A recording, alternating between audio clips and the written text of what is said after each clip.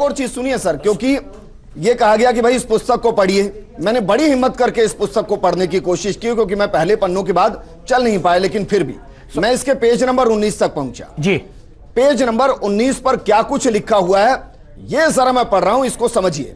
उसके page number 19 पर लिखा है कि विवरण श्री शिव महापुराण में शब्दाशब्द लिखा है।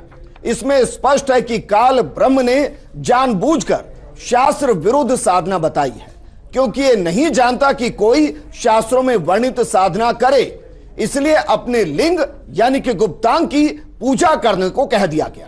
पहले तो तेजो में स्तंभ ब्रह्मा और विष्णु के बीच में खड़ा कर दिया गया, फिर शिव रूप में प्रकट होकर अपनी पत्नी दुर्गा को पार्वती रूप में प्रकट कर उस तेजोमय स्तंभ का जो हिस्सा था उसको गुप्त कर दिया और अपने गुप्तांग की पत्थर की मूर्ति प्रकट कर दी और उसको स्त्री के गुप्तांग के पत्थर में डाल दिया गया। और ब्रह्मा तथा विष्णु से कहा कि यह लिंग तथा लिंगी रखकर नित्य पूजा करनी है।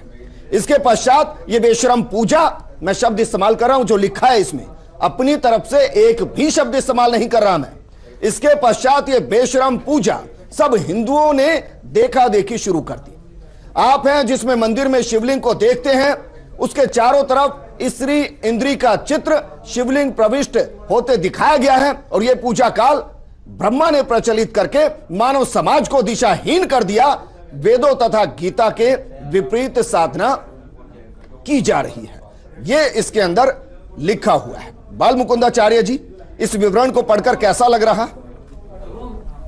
सोलंकी जी, बहुत मन आहत है, क्योंकि अब तक ऐसा रहा है कि शास्त्र जो अध्ययन किए हैं, वेद वेदांत पढ़ा है, वो तो कभी भी ऐसी चर्चा नहीं करते न इस प्रकार की बातें लिखते।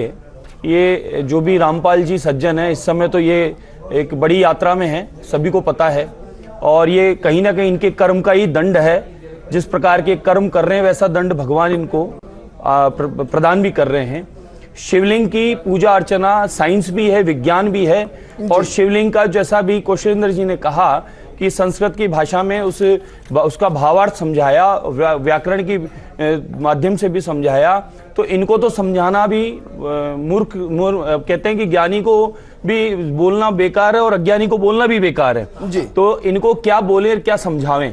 अगर ये थोड़ा सा भी शिवलिंग पूजा का विज्ञान समझ लेते तो ये ऐसी भाषा नहीं लिखते। शिव महापुराण के अनुसार शिवलिंग क्या है, देखिएगा।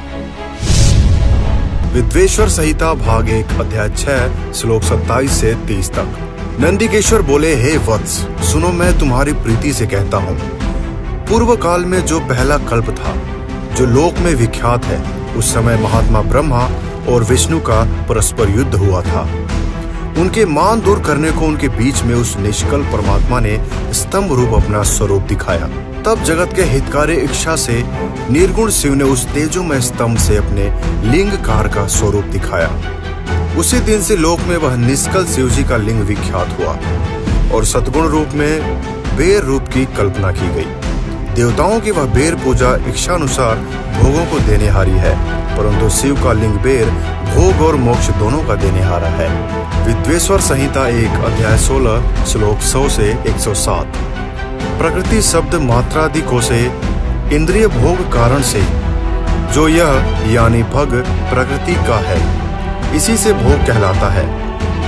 यही भग शब्द का शब्दार्थ है।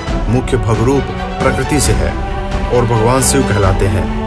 भोगदाता भगवान ही है और भोग देने वाला दूसरा कोई और नहीं है, भगवान भग के स्वामी है, भग कहलाते हैं। भग सहित लिंग और लिंग सहित भग, यही दोनों भोग के निमित्त और नित्य भोग के निमित्त है। लिंग रूप भगवान शिव का पूजन करें, उसको कर्मे उत्पन्न करने वाले का चिन्ह होने से और लोक उत्पन्न करने से सूर्य का नाम भी भग है। लिंग रूप में जगत के उत्पन्न करने वाले शिव जी का भजन करें। लिंग अर्थ में जाने वाला चिन्ह लिंग कहलाता है और लिंग अर्थ में पुरुष शिव में जाने वाला है। शिव शक्ति के चिन्ह के मिलन का नाम लिंग है।